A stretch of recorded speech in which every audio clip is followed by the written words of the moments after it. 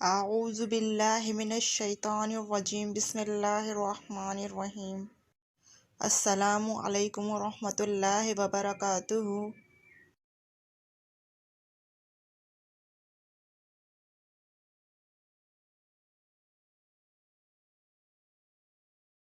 آج کا ہمارا عنوان ہے رپورتاژ نگاری سے کیا مراد ہے، تو آئیے چلتے ہیں ویڈیو کی جانب۔ رپورتاژ معنی و مفہوم۔ اردو ادب میں اکثر نثری اصناف انگریزی ادب کے زیر اثر شامل ہوئی ہیں۔ مضمون نگاری کی ہی طرز پر نثری صنف رپورتاژ بھی انگریزی ادب سے اردو ادب میں شامل ہوئی ہیں۔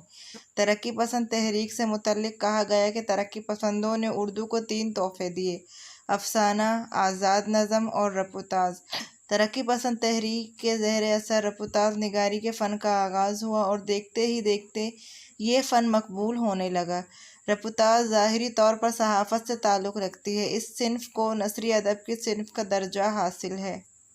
رپورتاژ لفظ رپورٹج لاطینی اور فرانسیسی زبانوں سے اخذ کیا گیا ہے، جو انگریزی میں رپورٹ کے ہم معنی ہے۔ رپورٹ سے مراد عموماً کسی پروگرام کی رویداد بیان کرنے کو کہتے ہیں۔ اگر کسی پروگرام یا محفل کی رپورٹ میں ادبی اسلوب، تخیل کی آمیزش اور معروضی حقائق کے ساتھ ساتھ باطنی لمس بھی عطا کیا جائے تو یہ ادبی صنف کہلائی جاتی ہے۔ اس کے متعلق ارشاد احمد خان رقم طراز ہیں: رپورتاژ کی پہچان اس کی اپنی حیثیت سے زیادہ اس کے اظہار میں پوشیدہ ہے۔ اس صنف میں کوئی بھی گزرا ہوا واقعہ اظہار کی تہوں تک پہنچتا ہے اور تخلیق کار کے اندر چھپے ہوئے رومانوی احساس کو جگاتا ہے اور پھر مصورانہ چابک دستی کے ساتھ ایسی تخلیق کو اجاگر کرتا ہے جو واقعات کی لپیٹ میں مرقع کاری کا درجہ رکھتی ہے۔ رپورتاژ کو ایک غیر افسانوی صنف کا درجہ حاصل ہے، جس میں افسانویت اور کہانی پن کا وجود نہیں ہوتا، بلکہ گزرے ہوئے واقعات کی دلچسپ انداز میں تصویر کشی ہوتی ہے۔ رپورتاژ نگاری بحیثیت فن۔ رپورتاژ میں رپورتاژ نگار اپنے فن سے حصر حاضر کی تصویر بیان کرتا ہے۔ رپورتاژ میں ادبی چاشنی کے ساتھ ساتھ زندگی کے اسرار سے پردے اٹھائے جاتے ہیں۔ رپورتاژ میں واقعہ نگاری، منظر نگاری، کردار نگاری، جذبات نگاری اور جزیات نگاری کے اچھے نمونے پیش کیے جا سکتے ہیں۔ رپورتاژ اپنے عہد کی دستاویز کہلاتی ہے۔ رپورتاژ کے فن اور حیثیت سے متعلق پروفیسر مجید بیدار رقم طراز ہیں: رپورتاژ کے اجزائے لازم 5 ہیں، جس کے تحت کسی محفل کا آنکھوں دیکھا حال، سرگرمیوں کا احاطہ، منظری رویہ، ہلکے پھلکے طنزیہ پیکر کا سہارا لیا جاتا ہے، جس میں جزیات نگاری کی شمولیت ضروری ہے۔ کسی بھی رپورتاژ میں پیشکش کا حسن، واقعاتی عمل، تفصیل و تعبیر، زبان و بیان کی تخلیقی فضا، صحافتی عمل کی ضرورت ہوتی ہے، جس میں خبریہ حصہ کا دخل اور رویداد کی صلاحیت کار فرما ہو تو اسے رپورتاژ کے فن کی خوبی قرار دیا جائے گا۔ اسلوب یعنی طرز بیان رپورتاژ کی جان ہے۔ جس طرح افسانہ اور ناول میں اسلوب کا کردار ہوتا ہے، اسی طرح رپورتاژ میں بھی اسلوب کو برتا جائے، ورنہ رپورتاژ اخبار کی خبر کی طرح اطلاع کا کام کرے گی اور اس کی ادبی اہمیت ختم ہو جائے گی۔ رپورتاژ میں فنکار اپنے فنکاری سے رویداد کو دلچسپ بنائے اور رپورتاژ جامع ہونا چاہیے۔ اردو ادب میں نثری صنف رپورتاژ کا صحرا ترقی پسند ادیبوں کے سر ہے۔ ترقی پسندوں نے ترقی پسند تحریک کے کانفرنسوں اور اجلاسوں کی رویداد رقم کی اور اس کو ادبی چاشنی کے ساتھ ساتھ شائع کرنا شروع کیا۔ تب سے اردو ادب میں رپورتاژ کی روایت قائم ہوئی۔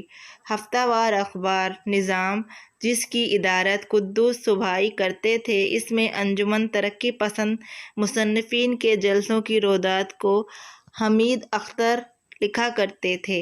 اس رپورٹ کو ہی اردو ادب میں رپورتاژ نگاری کا آغاز سمجھا گیا۔ 1940 میں یادیں کے عنوان سے شائع ہونے والی سجاد ظہیر کی تحریر کو اردو کا پہلا باقاعدہ رپورتاژ قرار دیا گیا۔ دوسرا کرشن چندر کے رپورتاژ پودے کو مانا جاتا ہے۔ عصر حاضر میں رپورتاژ کی اہمیت۔ رپورتاج نگاری کو جو مقبولیت اس کے ابتدائی دور میں نصیب ہوئی وہ بعد کے دور میں حاصل نہ ہو سکی، لیکن اس کا مطلب یہ نہیں کہ اس صنف نے ابتدائی مرحلے میں دم توڑ دیا ہو، بلکہ آج بھی یہ صنف کم مقبول مگر اردو میں رائج ہے۔ آج کل مختلف اخبارات اور رسائل میں اردو کی محفلوں، اجلاس، سیمینار اور تہذیبی پروگرامز کی رپورتاژ شائع ہوتی رہتی ہے۔ رپورتاژ ٹیکنالوجی کی مدد سے اردو ادب کی سرگرمیوں کو دنیا بھر میں عام کرنے کے لیے کارگر ثابت ہوگا۔ اکثر احباب کی خواہش ہوتی ہے کہ وہ دور دراز میں ہونے والے سیمینار اور مشاعروں میں شریک ہوں، لیکن وقت اور مصروفیت رکاوٹ بن جاتی ہے۔ ایسے افراد پروگراموں کی روحداد سے واقف ہونا چاہتے ہیں جن کے لیے رپورتاژ اہمیت رکھتی ہے۔ سوشل میڈیا کے اس دور میں فیس بک، واٹس ایپ کے ذریعے ہم آئے دن مختلف پروگرامز کے رپورتاژ کا مطالعہ کرتے رہتے ہیں، جس سے دنیا بھر میں ہونے والی اردو ادب کی سرگرمیوں سے خوب واقفیت ملتی ہے۔